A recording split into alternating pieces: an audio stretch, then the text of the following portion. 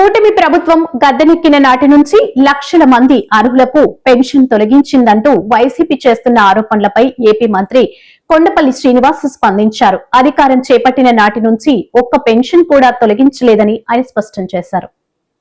33,000 కోట్ల రూపాయలు రాష్ట్ర పెన్షన్ నిమిత్తమే బడ్జెట్గా ప్రతి నెల 2700 కోట్ల రూపాయలని 65 లక్షల మందికి గత జూలై 1న మొదలు పెడితే ఈరోజు 63,71,000 మందికి ఈరోజు పెన్షన్ నిమిత్తమే ప్రతి నెల 1వ తారీఖున పంపిణీ చేయడం జరుగుతూ ఉంది. మనందరికీ తెలుసు, గౌరవ ముఖ్యమంత్రి గారు ఆయన 4వ టర్మ్ ముఖ్యమంత్రిగా చేస్తున్నప్పటికీ కూడా ఎలాగా సమాజంలో పేదరికం నిర్మూలన చేయాలి, ఏ రకంగా అయితే ప్రజలు పేదరికం నుంచి బయటకు వస్తారు అనే విషయంలో ఎప్పుడూ ఆయన చేస్తున్నటువంటి ప్రయత్నం చిన్నది కాదు. గతంలో డ్వాక్రా సంఘాలు ఏర్పాటు చేసి మహిళలు ఎలాగ అభ్యున్నతి తీసుకురావాలి, మహిళల ద్వారా ప్రతి కుటుంబం కూడా పేదరికం నుంచి ఎలా బయటికి రావాలని ఆయన తీసుకున్నటువంటి నిర్ణయాలు ఈరోజు దేశం అంతా కూడా ఆచరిస్తున్న జరుగుతూ ఉంది. మరి అలాగే ఈ పెన్షన్స్ కూడా అంతే ప్రాధాన్యతతో గత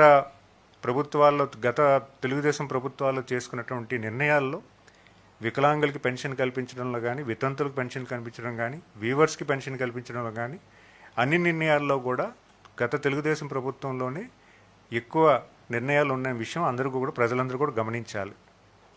అన్న నందమూరి తారక రామారావు గారు మొట్టమొదటిసారిగా పెన్షన్ స్టార్ట్ చేశారు. దివ్యాంగులకి పెన్షన్ కూడా తెలుగుదేశం ప్రభుత్వంలో రావడం జరిగింది.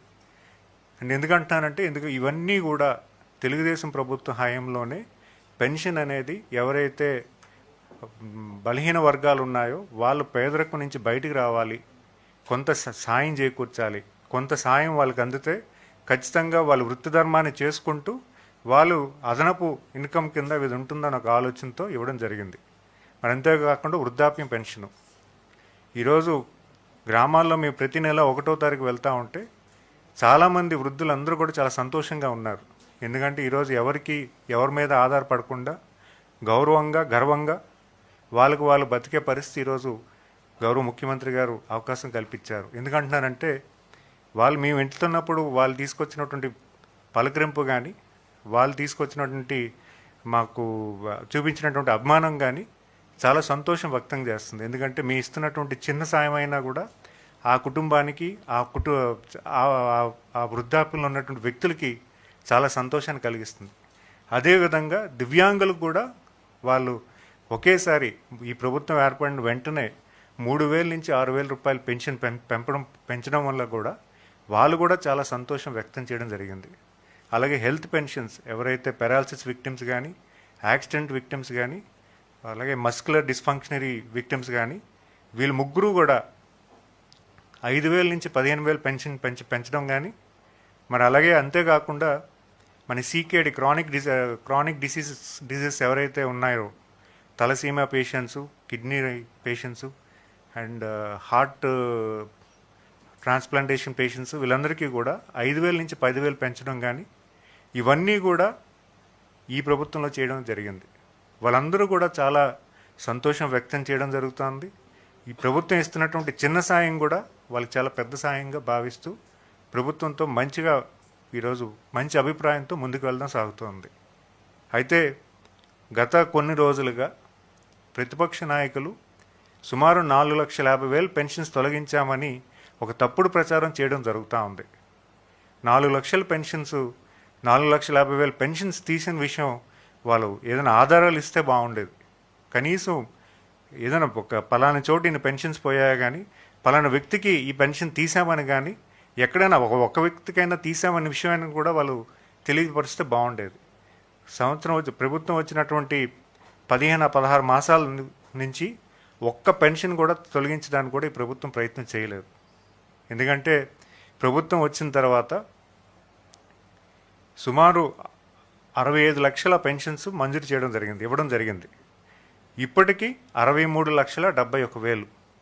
ఈ తగ్గిన పెన్షన్స్ కూడా కాలానుగుణంగా ఎవరైనా స్వర్గస్థులు అవుతే వాళ్ళ నెంబర్ మాత్రమే ఇప్పుడు హస్బెండ్ చనిపోయిన వెంటనే స్పౌస్ పెన్షన్ కూడా ఇవ్వడం జరుగుతుంది. వెంటనే వాళ్ళు వెయిట్ చేయకుండా ఎవరైనా వృద్ధాప్యంలో ఉన్నటువంటి వ్యక్తి చనిపోతే వాళ్ళ వైఫ్కి వెంటనే పెన్షన్ వచ్చే పరిస్థితి కూడా ఇప్పుడు చేస్తున్నాం.